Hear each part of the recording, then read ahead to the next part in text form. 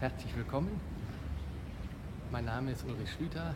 Ich bin der Burgvogt der Roten Funken und mit Spitzname der Döpfjeslecker.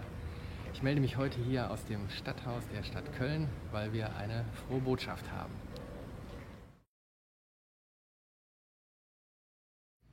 Heute ist ein historischer Moment für die Kölsche Funke Rot-Wies, denn ich halte hier in meinen Händen die Baugenehmigung, die von der Stadt Köln erteilt worden ist.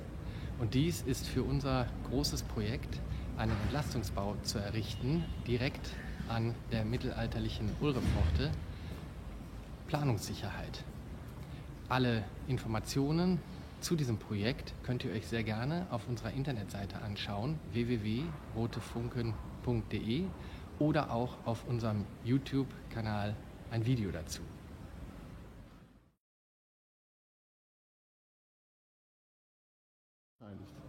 Federführend leitet dieses Projekt unser Präsident und Kommandant Heinz-Günther Hunold, die Lachduf von der Üleporz.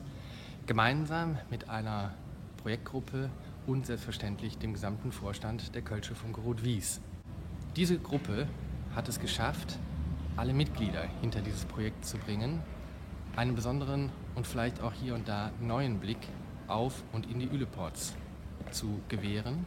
Und dieser neue Einblick hat auch den Förderverein der Roten Funken, den Üleporz-Verein, dazu bewegt, dieses Projekt tatkräftig zu unterstützen. Zur Genehmigung haben wir mit deutlicher Unterstützung der Baudenkmalpflege, aber auch der Landesdenkmalpflege dieses Projekt hier in der Stadt voranbringen können und konnten auch die bis zu 16 Fachämter, die noch beteiligt waren, hinter dieses Projekt bringen. Sicherlich war hier an dieser Stelle auch positiv zu erwähnen, dass die Stadtspitze, unsere Oberbürgermeisterin Frau Henriette Reker, dieses Projekt wohlwollend unterstützt.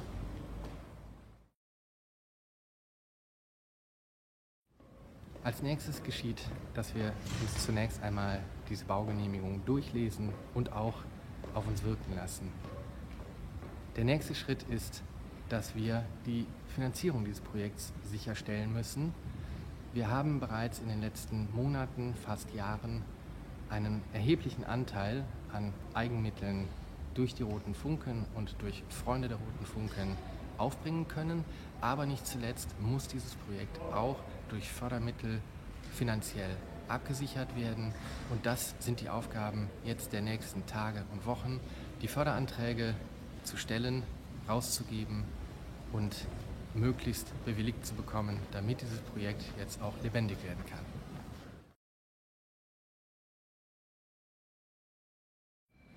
Es haben sich bereits sehr viele Rote Funken, aber auch Kölner Bürger in diesem Projekt finanziell engagiert.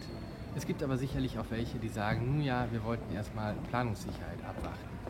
Denen kann ich zurufen, Planungssicherheit ist ab heute gegeben. Insofern beteiligt euch an diesem Projekt. Es ist ein Teil mittelalterlicher Stadtmauer, es ist ein Teil Kölner Stadtkultur seit 1245, die hier durch die Nutzung der Roten Funken für die nächsten 99 Jahre sichergestellt wird. Ich denke, ein lohnenswertes Projekt. Ihr könnt euch alle Projektinformationen direkt bei uns auf der Internetseite holen. Nochmal www.rote-funken.de. Ich sage an dieser Stelle auf Wiedersehen und ziehe mich jetzt zurück und lese mir die Baugenehmigung durch. Vielen Dank.